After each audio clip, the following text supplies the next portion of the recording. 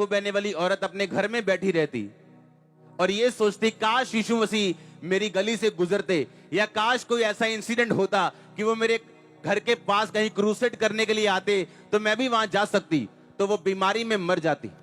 पर बाइबल कहती है उसने फैसला किया कि जहां पे प्रभु यीशु मसीह गुजरेंगे, मैं बीमार हूं लेकिन फिर भी चल के जाऊंगी, छू नहीं सकती लेकिन अपनी पूरी कोशिश करूंगी मरते दम तक, जब तक मैं उसको छू ना लूं। जब मरियम प्रेग्नेंट हुई उसने क्या कहा? परमेश्वर ने अपनी दासी की दीनता के ऊपर क्या किए?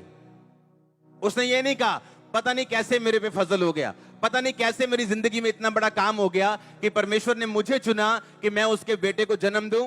लेकिन बाइबल कहती है मरियम ने कहा परमेश्वर ने अपनी दासी की दीनता के ऊपर क्या की है? दृष्टि की। इसका मतलब कुछ भी अपने आप इस धरती पे नहीं होता। पतरस को बाइबल कहती है कि पतरस जब परमेश्वर के पास था तो यीशु मसीह ने कहा पतरस प्रेयर कर ताकि तू परीक्षा में ना पड़े। लिखा सारी रात पतरस ने प्रार्थना नहीं की, सोया रहा। यीशु मसीह ने प्रार्थना की, अगले दिन कौन परीक्षा में फंसा? एक लेडी ने बोला ए तू वही है ना यीशु मसीह के साथ रहता? कहता चल चल, झूठ बोल रहे तू। आगे चला गया और एक और आई, कहती तू वही है ना, तेरी बोली तेरा भेद खोलती है, तू वही पतरस है जिसका कान उड़ाया था। वो बोलता तू वही नहीं जिसने मेरा कान उड़ाया था। कहता लांदी हो जो यीशु मसीह को जानता हो। और जब यीशु मसीह जी उठे और स्वर्गदूत यीशु मसीह के दाहिने जहां रखा था लाश रखी थी, जब यीशु मसीह जी उठे तो वो स्वर्गदूत वहां बैठा था, वहां लाश नहीं थी। लेकिन बाइबल कहती पतरस ने मन फिराया और यहूदा इस्करियोती की तरह वो आत्महत्या करने नहीं गया, बल्कि फिर से वो चेलों के साथ मिला और फिर से उनके साथ प्रार्थना करना उसने शुरू की।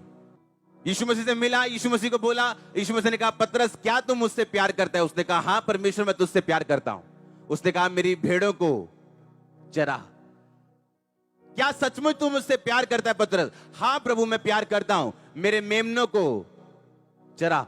फिर तीसरी बार पूछा क्या तू सचमुच मुझसे प्यार करता है? उसने कहा, वो डर गया, उसने कहा पता नहीं परमेश्वर को शक पड़ गया शायद, लेकिन मैं तो उससे बड़ा प्यार करता हूं। उसने कहा हां प्रभु मैं तुझसे प्यार करता हूं, मेरी भेड़ों की रखवाली कर। 3 बार पतरस ने इनकार किया था, 3 बार परमेश्वर ने उससे इकरार कराया और दोबारा चेला भर्ती किया उसको। आपको मैं बताना चाहता हूं एक आत्मिक बात, जिस जगह के लिए आपको चुना गया, जिस मिनिस्ट्री के लिए आपको चुना गया, आप दुनिया में भाग जाओ, आपको ऊंट फिर उसी पहाड़ के नीचे आता है। कई बार आप जब ग्रेस में होते हो, आप एक मिनिस्ट्री के नीचे होते हो, उस मिनिस्ट्री की अनॉइंटिंग की वजह से आपकी फैमिलीज और सब चीजें ब्लेस होती, और जैसे ही आप ग्रेस से बाहर जाते हो, जब शैतान अटैक करता आपको मालूम होता आपने क्या गवाया। जो जगह परमेश्वर ने आपके लिए ठहराई उसमें खड़े और अड़े रहो। और इस धरती के ऊपर अपने आप कुछ भी नहीं होता। पतरस ने प्रेयर नहीं की, सोया रहा। यीशु मसीह ने प्रार्थना की, अगले दिन क्रूज पे चढ़ने के बावजूद भी पिता से अलग नहीं हुए। पतरस परीक्षा में फंसा, 3 बार इनकार किया, चेलों के बीच से निकल गया। है तो चेलों में ही था, पर स्वर्गदूत उसे परमेश्वर का चेला नहीं समझते थे। सीधा हिसाब है, बाइबल टेढ़ी मेढ़ी नहीं है, ये बहुत गुंजलों वाली पुस्तक नहीं है, ये बड़ी सीधी सीधी सीधी परमेश्वर की आवाज है। ये बड़ा सीधा सा रास्ता है, ये तंग जरूर है पर है सीधा।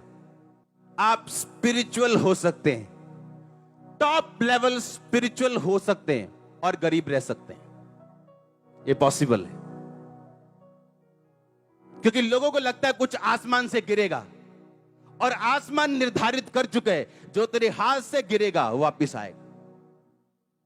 अपने मन में ठान के, कुड़ के नहीं, वरन हर्ष से परमेश्वर के कामों के लिए दे। और इसीलिए पौलुस ने जो लिखा, कहता तू जितना बोएगा तू उतना काटेगा। इस रेवलेशन ने मेरी लाइफ चेंज कर दी। मैंने कहा परमेश्वर को याद था।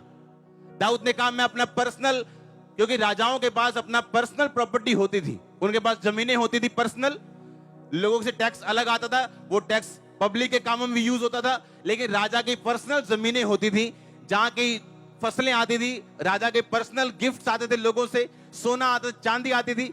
110 टन सोना उसकी पर्सनल ऑफरिंग थी, और परमेश्वर ने कहा डोंट वरी, तू मुझे हरा नहीं सकता। बाइबल कहती इतना सोना और चांदी सुलेमान के दिनों में था कि लोग उसका मूल्य पत्थरों सा हो गया था, इतना सोना उसके राज में था, पत्थरों सा मूल्य था उसका। रीजन क्या था?